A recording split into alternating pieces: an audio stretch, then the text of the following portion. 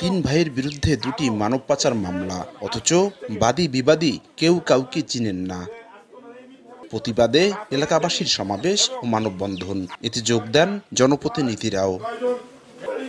মানববন্ধনে বক্তারা অভিযোগ করেন, নারায়ণগঞ্জের ফতুল্লা থানাধীন এলাকার বাসিন্দা জুয়েল রানা গত 15 ফেব্রুয়ারি রাজধানী ঢাকার রামপুরা থানায় মানব পাচার আইনে একটি মামলা করেন। সেই মামলায় আসামি করা হয় মাদারীপুরের শিবচরের রাজারচর মোল্লাকান্দি গ্রামের শুক্কুর ব্যাপারীর ছেলে ও সন্ন্যাসীরচর ইউনিয়নের সাবেক ইউপি সদস্য লাল মিয়া ব্যাপারী এবং তার দুই ভাই চান মিয়া ব্যাপারী ও হেমায়েত উদ্দিন ব্যাপারীকে।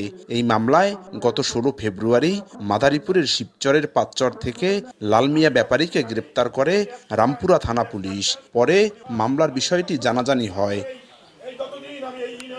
এরপর খোঁজ নিলে স্বজনরা আরও একটি মানব পাচার মামলার সন্ধান পান। গত 27 ফেব্রুয়ারি ফরিদপুরের কোতোয়ালি থানার গোয়ালচামট এলাকার আব্দুল সাত্তারের ছেলে ইদ্রিস আলী বাদী হয়ে রাজধানীর গুলশান থানায় মামলাটি করেন।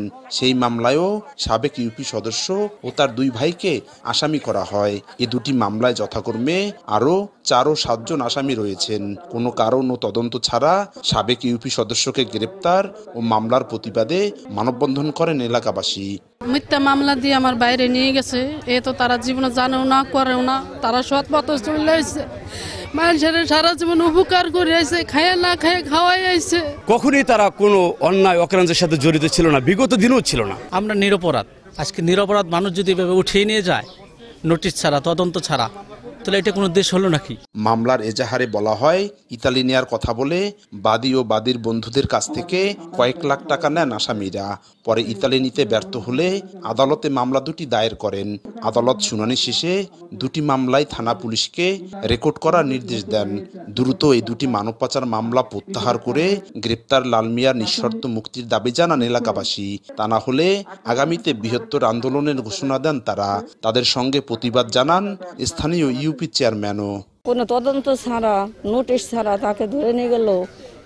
এখন আমার সরকারের কাছে দাবি, তার নিরপরাধ নির্দোষ প্রমাণ করে তার জেল থেকে মুক্ত করা হোক। লাল মিয়া ব্যাপারী সাহেবের দ্রুত মুক্ত কামনা করতেছি এবং মিথ্যা মামলা যেন অতি দ্রুত প্রত্যাহার করা হয়। আমার জানা মতে আমি কখনো কারো কাছ থেকে শুনিনি, আমি নিজেও কখনো দেখিনি ওনারা এই ধরনের মানব পাচারের সাথে জড়িত। এদিকে রাজধানীর গুলশান থানার উপপরিদর্শক ও মামলার তদন্তকারী কর্মকর্তা শেখ সাইফুল ইসলাম মুঠোফোনে জানান, বাদী ও আসামিরা পূর্বে পরিচিত কিনা বিষয়টি জানা নেই। আর মামলার তদন্ত শেষে অভিযোগপত্র আদালতে জমা দেওয়া হবে। আগে পরিচিত আছে কিনা সেটা এই মুহূর্তে আমি একদিকে শিওর হইতে পারি নাই, কিন্তু ওদের সাথে হয়তো ওই যে বিদেশ যাওয়া আসা নিয়ে কোনো লেনদেনের আগে পরে ছিল, এর জন্য হয়তো এই ঘটনাগুলো ঘটতেছে। তদন্ত চলমান, কি পাইছি না পাইছি এর তদন্ত শেষে আপনারা জানতে পারবেন। মাদারীপুরের শিবচর উপজেলার রাজারচর মোল্লাকান্দি এলাকায় অনুষ্ঠিত মানববন্ধনে শতাধিক মানুষ অংশ নেন। সঞ্জয় কর্মকার, অভিজিৎ, সময় সংবাদ, মাদারীপুর।